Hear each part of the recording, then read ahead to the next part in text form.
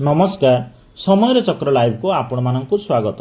गतकाली ता 7/3/2026 संध्या 6 घटिका समय बालेश्वर गांधी स्मृति भवन में प्रेरणा महिला संगठन तरफ अंतर्जातीय महिला दिवस उपलक्षे एक विशाल उत्सवर आयोजन करा। उक्त उत्सव में प्रेरणा महिला संगठन अध्यक्षा श्रीमती रंजिता पाणिग्राही निजर अभिभाषण रखिथिले। उक्त अभिभाषण में नारी सशक्तिकरण, सामाजिक कुसंस्कार, यौतुक प्रथा, बाल्य विवाह और भ्रूण हत्या विरुद्ध में नारीर सम्मान और अन्यान्य सुरक्षा पाई प्रेरणा जो नूतन अभियान आरंभ करियछि से विषय में माननीय अध्यक्षा एठारे विस्तृत भाव में उपस्थापन करथिले।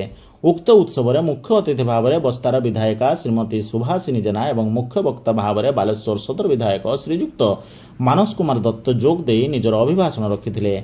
श्रीजुक्त दत्त निजर अभिभाषण में प्रेरणा रे जोग देइथिबा शह शह महिला माननकु धन्यवाद अर्पण करने सहित प्रेरणा निजर लक्ष्य पथरे आगे जीवा पाई प्रेरणादायी शुभेच्छा जणाइथिले।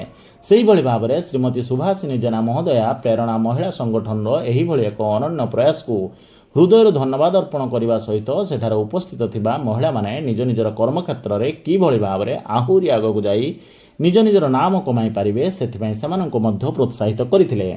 एही महान उत्सव में विभिन्न क्षेत्र में कृति अर्जन करिथिबा विभिन्न महिला स्वयं सहायिका गोष्ठी, अंगनवाड़ी कर्मी, पाचिका, आशा दीदी, सफाई कर्मचारी, स्वच्छ भारत मिशन रे कार्य करुवा स्वच्छ साथी, स्वच्छ सुपरभाइजर, बीओभी कर्मी, बेस्ट बीएलएफ ओ एएलएफ एवं एही भली विभिन्न क्षेत्र में अन्यान्य कार्य करुवा महिला माननकु सम्मानित करा जायतिला।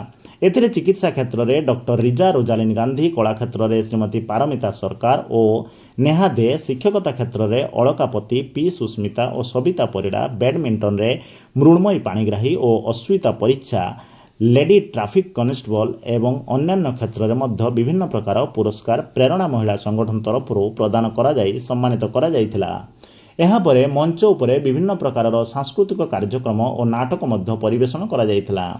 प्रेरणा महिला संगठन साधारण संपादिका सुस्मिता दास मंच परिचालना करने सह संगठन सभापति तथा काउंसिलर श्रीमती सुचिस्मिता पंडा समस्त हृदय धन्यवाद अर्पण करथिले।